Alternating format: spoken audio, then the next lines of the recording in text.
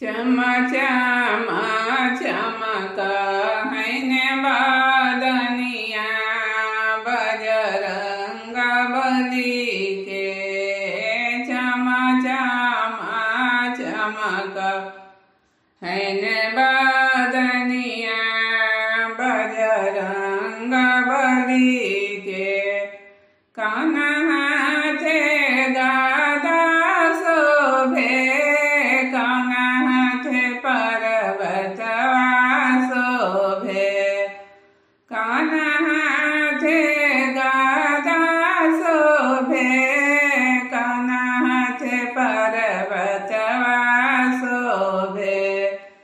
कहाँ जे शोभा हैने जाने बजरंग बली के। चम चम चमक हैने बदनिया बजरंग बली के। दाहिना हाथे गदा शोभे बायां पर्वतवा शोभे।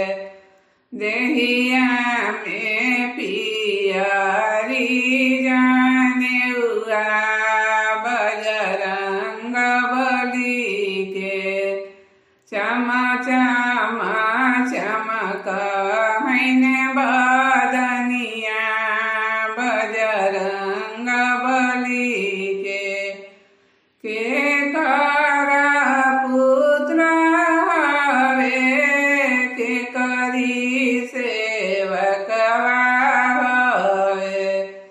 के कर आँखी के पुत्रवा बजरंग बली के।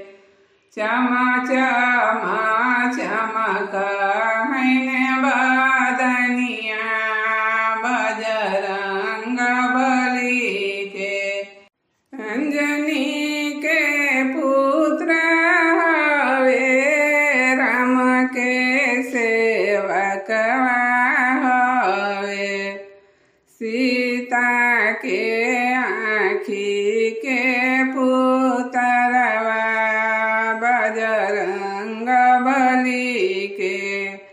चम चम चमक हैने बदनिया बजरंग बली के।